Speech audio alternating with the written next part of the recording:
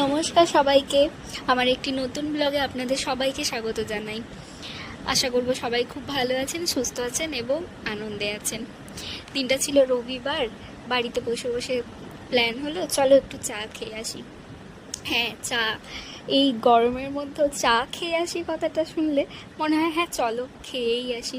তবে সেদিন না একদমই হাওয়া দিচ্ছিল না, খুব গরম ছিল। তাও মনে হলো একটু ঘুরে আসা যাক। এখানে এসে আমার সাথে আমার এক বন্ধুর দেখা হয়ে গেল।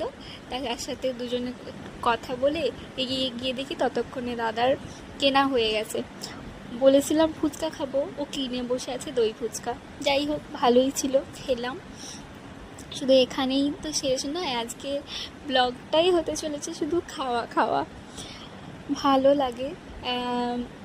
হাওয়া দিচ্ছিল না, গরম, কিন্তু তাও বাইরে বেরিয়েছি, ভালো লাগবে না? তো তারপরে চলে গেলাম চা খেতে। এই চাটা আমাদের খুব ভালো লাগে, আমরা যখনই আসি এই দোকান থেকেই চা খাই। তবে ওই দিন একদমই হাওয়া দিচ্ছিল না, প্রচণ্ড গরম ছিল, আমি নিজেও ঘামিয়ে যাচ্ছি, এত গরম। সেখানেই একটু গল্প করলাম, আর আর এক দাদার সাথে ওখানে দেখা হলো।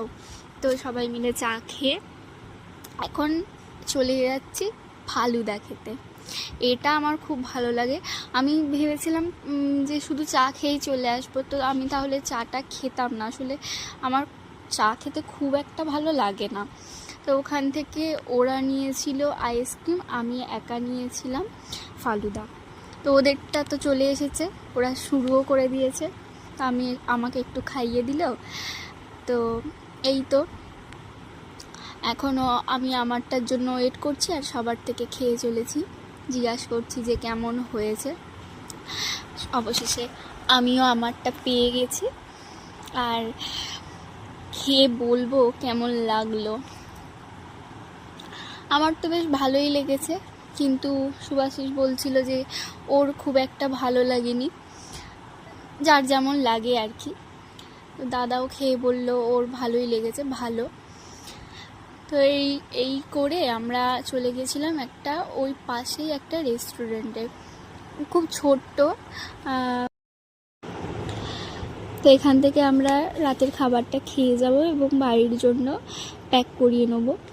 তো গেছে ওখানে অর্ডার করতে। তো আপনাদের ভিডিওটা ভালো লাগলে একটু লাইক করে দেবেন, শেয়ার করে দেবেন, আর চ্যানেলটা সাবস্ক্রাইব করে নেবেন। আর বাড়ি ফিরে আমরা দুজনে একটু ছাদে গল্প করছিলাম, সাথে কোল্ড ড্রিঙ্কস নিয়ে।